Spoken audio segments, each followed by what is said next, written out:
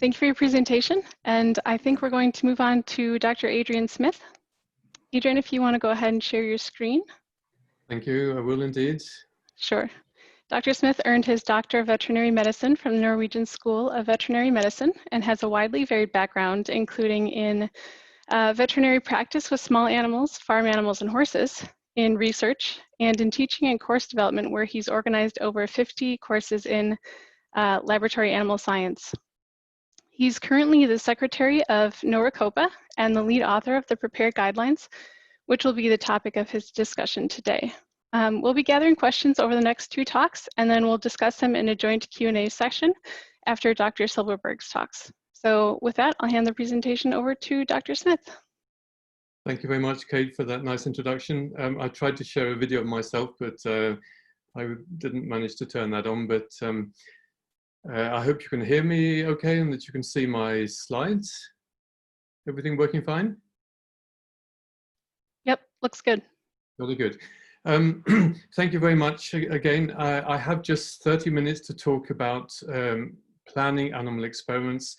And by that, I mean from the first day a scientist starts considering a plan for a study which might involve the use of animals, right up to the end of the process when data from these animals is collected and validated, and the animal facility then has to clear up after the experiment.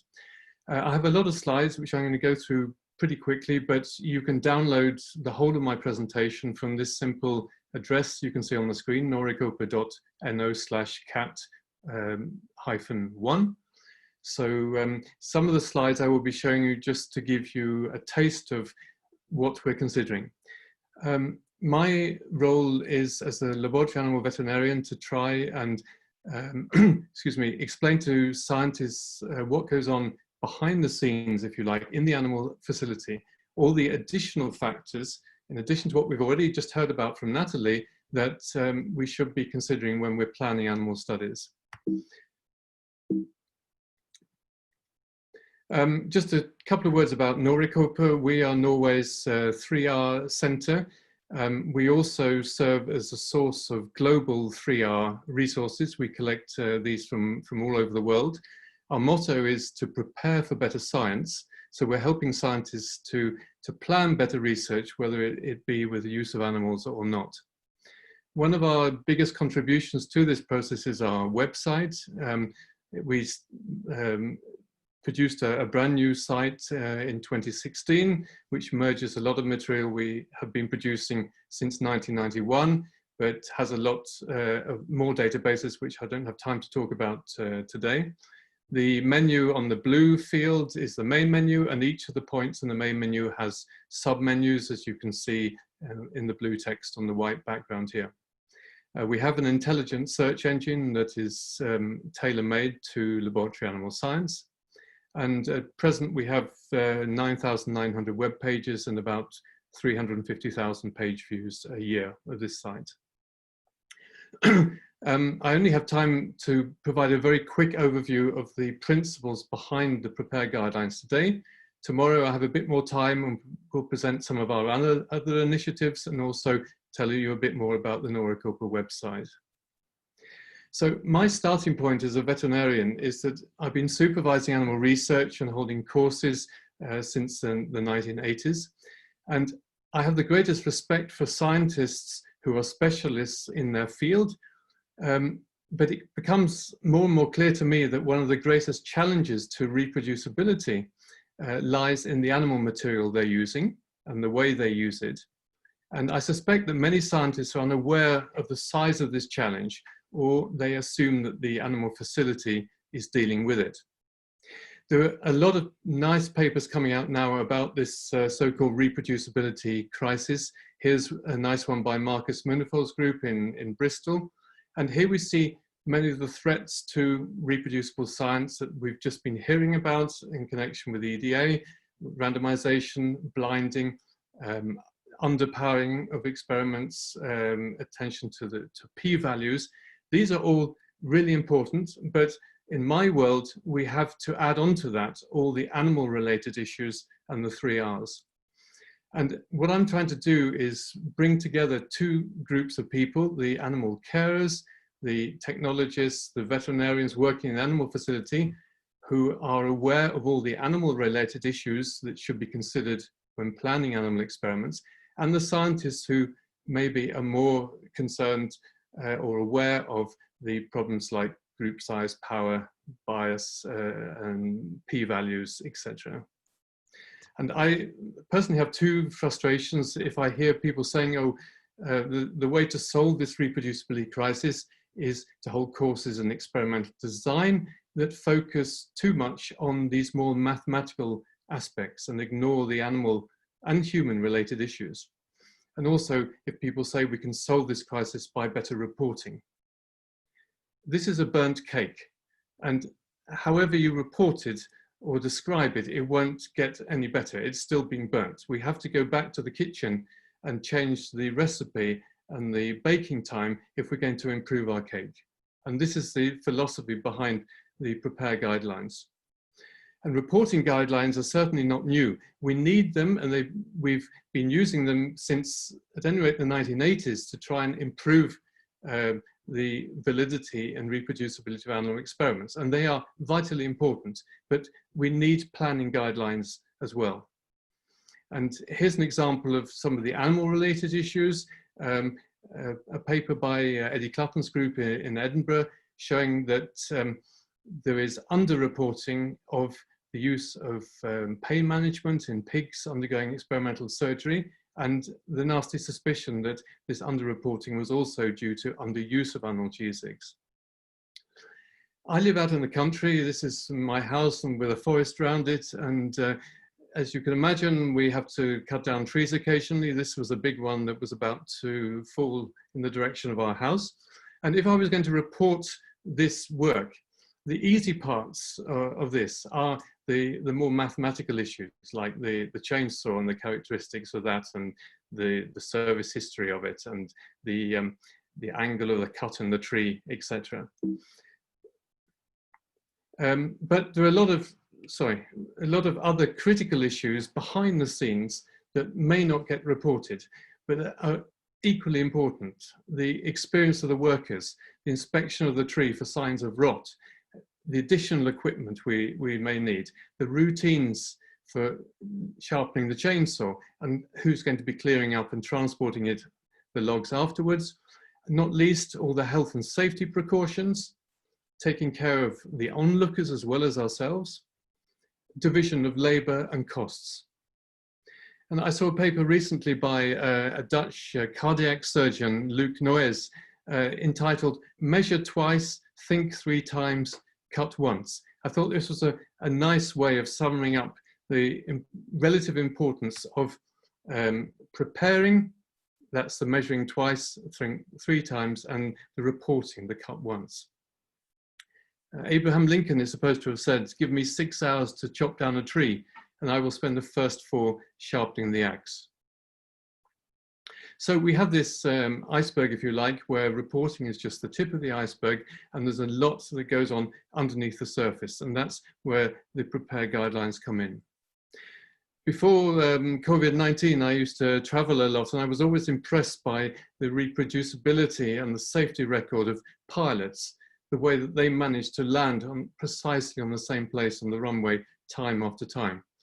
And they operate in a very variable environment with difficult weather and geographical conditions. You may not be able to see it here, but there's an airport actually here in the north of Norway. And how do they achieve this reproducibility? Well, talking to pilots, they'll tell you even on a short 1-hour flight, they'll maybe use 10 or 15 checklists, however experienced they are. And they use these to reduce the risk of forgetting to carry out vital actions and making sure that they do everything in the correct order. And they encourage, of course, collaboration and cross-checking between crew members. And of course, it's too late to read all these checklists when they're at the arrival gate. Now, there are a lot of animal-related issues, and our website is full of links to references on them. So I'll just give a few examples of the things that I feel come in addition to these more mathematical issues. There are, for example, the genetic effects. Here is a very nice paper describing differences in behavior between two strains of C57 black mice from two different vendors, which is vitally important to know about if you're planning behavioral studies. There's the effect of diet on the animals and their microbiota.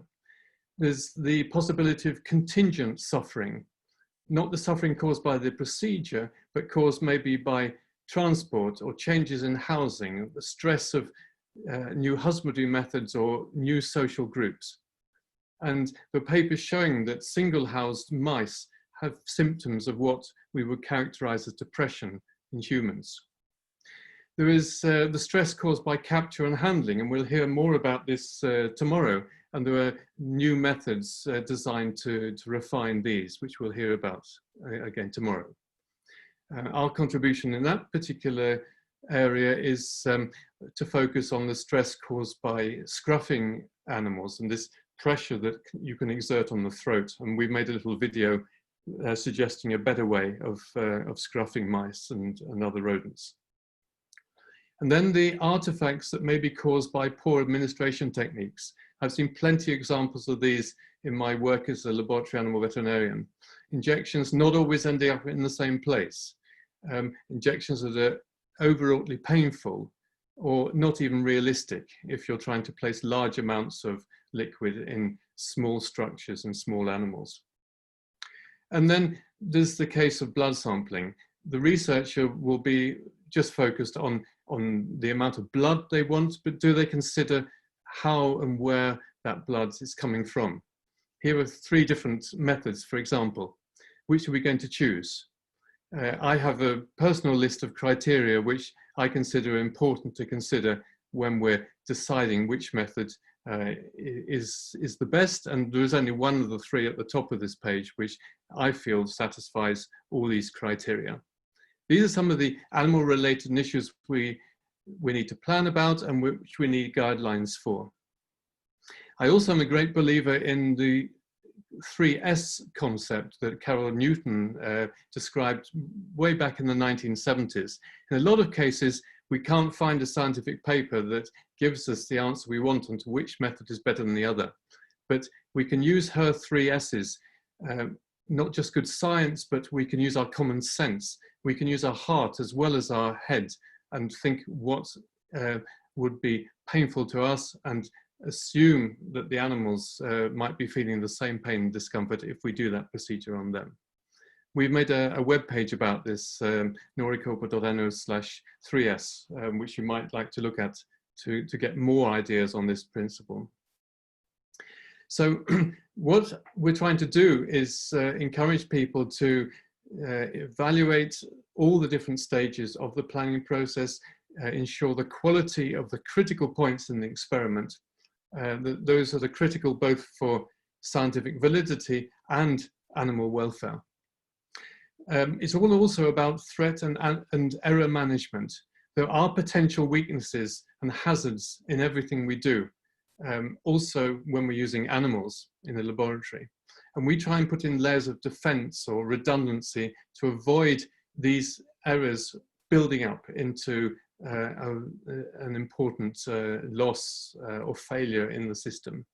And this is what pilots do as well. They put layers of redundancy or defense into their system to avoid these threats coming to the surface. Because I can assure you that anything that can go wrong will go wrong at some stage or another. And in my experience also, Sod's law also applies that it will happen when it's least convenient, like this ventilation fan that failed 1 week before Christmas when it was -10 degrees centigrade outside. So the prepared guidelines also draw heavily on our experience in managing accredited research facilities. I'm not saying that you should necessarily only work in a facility that is accredited, but you should work in the spirit of this, ensuring the quality of every part of the facility and its functions that are relevant to your experiment. We don't have time to go into detail now, but I can see interesting analogies between the shuttle program and the way we use mice, which also are complex objects in our research. As you know, the shuttle program unfortunately had 2 tragic accidents where a total of 14 people were killed. And there are a number of analogies that we can draw between the use of complex organisms, mice, rats in an experiment, and a complex machine like the shuttle. There are a lot of known and also unknown unknowns when we're using these 2. There may be design weaknesses, some of which we'll know about, some which we won't. There may be external pressure. Certainly in the case of the Challenger accident, there was pressure to launch, and we may experience scientists who feel that they have a pressure to publish. We have to be aware of the possibility of making poor management decisions. Just because we've got away with before and published a suboptimal design of an animal experiment doesn't mean that we should repeat it. And just like in the shuttle, where it was a combination of many factors, some of which appeared small and harmless, small rubber rings, small insulating tiles. If these factors come together and react with each other, things which on their own may appear to be harmless may cause dramatic consequences. So we have to take that into account when we're planning our animal experiments. And we also need a culture of care, ensuring good communication between those at the bottom of the rung, the animal technicians, the carers, and management and the scientists. And I'll talk more about that tomorrow in my talk then. So the PREPARE guidelines were published under open access in 2017, thanks to support from U4. They've been downloaded over 12,000 times so far from the journal website alone, and you can also download this paper from our website. They consist of 15 topics in 3 groups. The first one is about formulation of the study. The second is about dialogue between scientists and the animal facility. And the third is about the methods that we're going to be using in the experiment, right the way until the end of the use of the animals, which often is a necropsy. And it's maybe the middle group, the dialogue between the scientists and the animal facility, which is the biggest difference between reporting guidelines and planning guidelines. And the items that I've highlighted here in pink are those that are not typically highlighted in reporting guidelines. The checklist looks like this. It's a 2-page list which has been translated into 21 languages. And as you can see here, there is a lot of emphasis on the 3 R's, which isn't really surprising considering that PREPARE starts with the formulation of the study and the need for literature searches to find out whether we actually can replace the experiment we're planning, and if not, whether we can reduce it, and of course then refine the methods we're using. So we have this iceberg again here. In addition to the checklist, what's underneath the surface is the NORICO PREPARE website. And here you can see all the 15 topics that are on the simple checklist. And each of these topics is used to describe in far more detail the topics on the checklist. And we, in addition to the text, we have links to quality guidelines that have been produced worldwide on all the subjects on the checklist. And just like the part of the iceberg that's under the water that you can't see, this part is increasing all the time and is a lot larger than the checklist. And the checklist, we don't anticipate having to change much in the future, but this website that supports the checklist is being added to continuously, many times a week. As new papers come out on, for example, new refinements for bleeding or handling animals or analgesia or detecting humane endpoints, we'll add those links to this website. So a typical example might be that if a scientist was planning an experiment he hadn't done before involving intravenous injections of radioactive isotopes, He'd go to the Prepare website and look at these topics and choose the ones which he didn't feel he had enough information on, which might be literature searches to look maybe for alternatives to the whole experiment. Could we make a computer simulation model of the distribution of the isotope without having to use animals? Can we find refinements of the technique if we have to use animals? Make us think about all the legal issues, particularly when we're using radioactivity. Then thinking about the division of labor, who's going to be doing this? Do these people have the equipment and the barriers in the facility to be able to conduct this type of experiment? Do they have authorization to use radioactive isotopes? Do they need extra training to be competent to do this technique and to protect themselves from the radioactivity?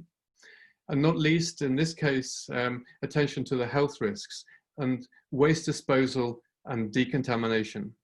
The scientists will leave the department with their samples as soon as that part of the experiment is over, but the animal facility will be left with the job of clearing up. And this costs time and money, and it's important to discuss these things well in advance of the experiment. And then there'll be other issues like, for example, housing and husbandry, because these animals will probably be secreting radioactivity through their feces and urine and fur, etc. So we may have to design new methods of housing the animals, and we may have to purchase new equipment which isn't available in the facility. And then there'll be more talk about the experimental procedures themselves, the doses and quality characteristics of the injections. And also, as I say, right the way through to the necropsy, where there may be other important issues, particularly if animals are normally necropsied outside the animal rooms. Is the necropsy room suitable for conducting work on radioactive cadavers? We also have a number of other suggestions. We have, for example, suggestions for how you can make a simple but a very effective master plan to make sure that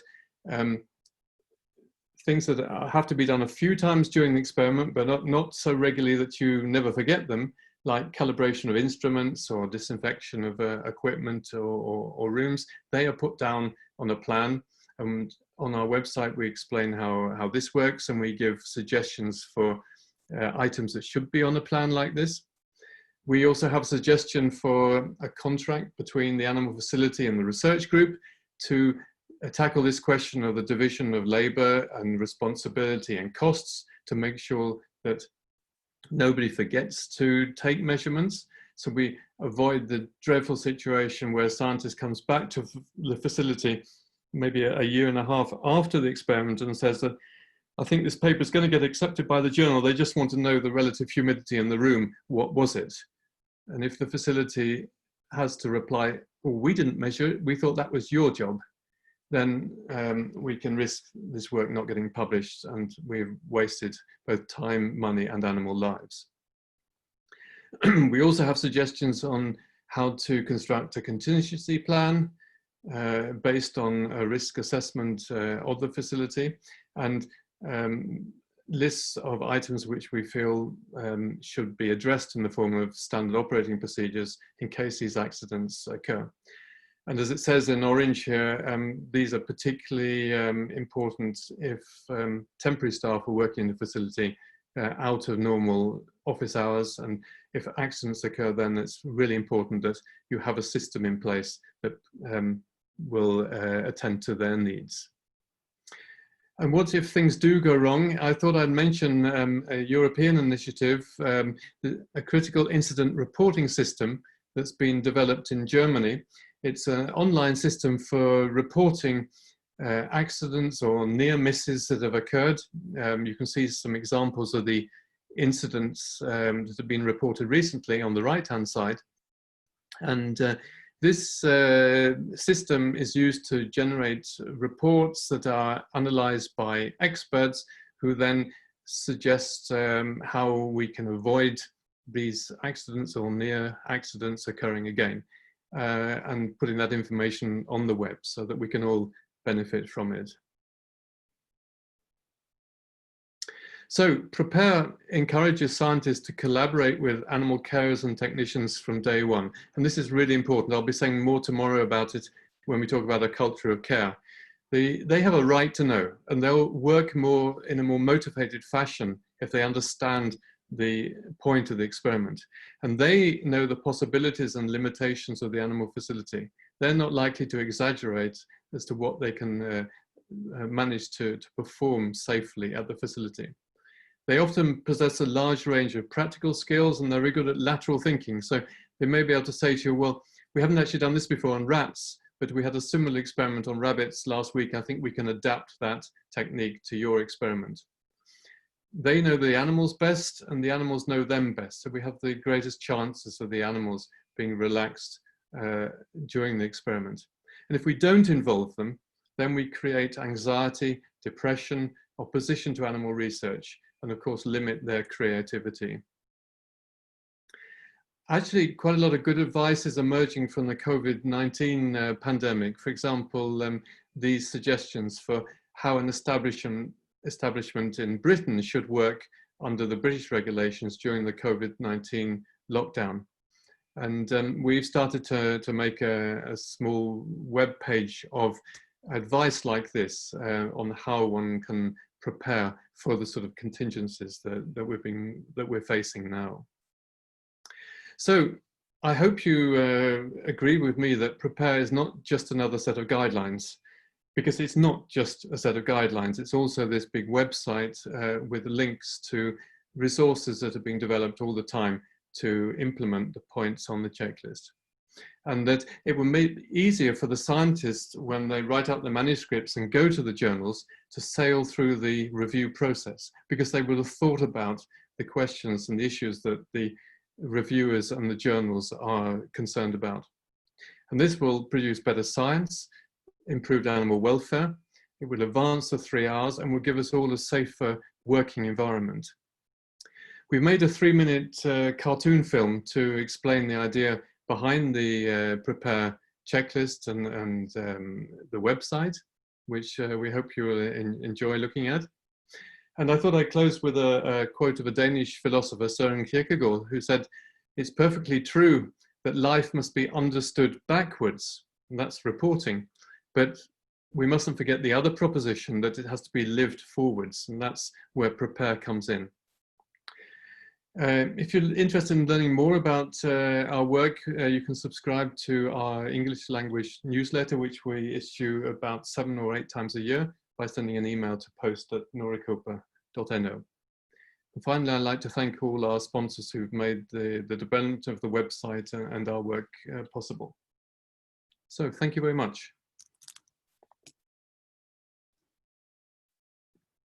Wonderful, thank you, Adrian. I've actually used some of these guidelines in my research, and that was a really important point that I think it did help sail through the review process, which it took a little bit more time in the beginning, but I really do think it saved time.